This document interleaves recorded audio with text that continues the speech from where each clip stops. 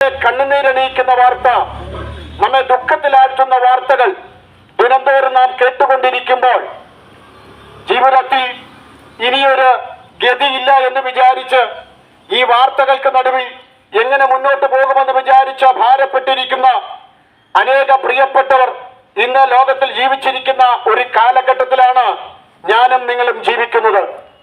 പ്രിയമുള്ളവരെ, ജീവിതത്തിൽ വലിയ പ്രതികൂലങ്ങളും പ്രതിസന്ധികളും കടന്നു വരുമ്പോൾ ജീവിതമെന്ന് അവസാനിപ്പിക്കാൻ വഴി തേടി വല്ലാത്ത ഭാരത്തോടെ വിവിധ കാര്യങ്ങൾ തേടിക്കൊണ്ട് സന്തോഷത്തിനും സമാധാനത്തിനു വേണ്ടി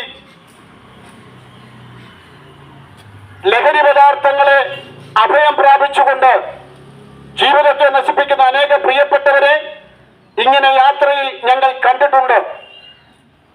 നിർഭാഗ്യവശാൽ അവരെ ഇതിൽ നിന്ന് പിന്തിരിപ്പിക്കുവാൻ നിയമങ്ങൾക്കോ നിയമവാഴ്ചകൾക്കോ പോലീസ് അധികാരികൾക്കോ മറ്റാശയങ്ങൾക്കോ കഴിയാതിരിക്കുമ്പോൾ ലഹരി പദാർത്ഥങ്ങൾക്ക് അടിമപ്പെട്ട് ജീവിതം നശിപ്പിച്ച് ജീവിതത്തിന്റെ മാധുര്യം നുകരാൻ കഴിയാതെ പ്രതികൂലത്തിലും പ്രതിസന്ധിയിലും വസിക്കുന്ന പ്രിയപ്പെട്ടവരെ വീണ്ടെടുക്കുന്ന നവ്യമായ ഒരു സന്ദേശം ഇന്ന് പകൽ നിങ്ങളോട് അറിയിക്കുന്നതിൽ ഞങ്ങൾക്ക് അതിയായ സന്തോഷമുണ്ട്. ആ സന്ദേശത്തിന്റെ പേരാണ് സുവിശേഷം. എന്താണ് സുവിശേഷം?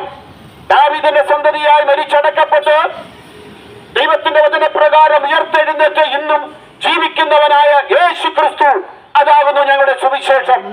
പ്രിയരെ, നിങ്ങൾക്ക് രക്ഷപ്പെടുവാൻ കഴിയാതിരിക്കുമ്പോൾ ചിലന്തി വല കെട്ടിയതുപോലെ വല്ലാതെ വല കെട്ടി അതിനകത്ത് രക്ഷപ്പെടാൻ കഴിയാതെ മയക്കുമരുന്നിന്റെ ഉപയോഗപ്രകാരം ലഹരി പദാർത്ഥങ്ങളുടെ ഉപയോഗപ്രകാരം മുഖാന്തരം രക്ഷപ്പെടുവാൻ കഴിയാതെ വല്ലാതെ ഭാരപ്പെട്ടിരിക്കുന്ന ആരെങ്കിലും ഞങ്ങളുടെ ശബ്ദ പരിധിക്കകത്തുണ്ടെങ്കിൽ പ്രിയരെ, നിങ്ങളോട് സംസാരിക്കുന്ന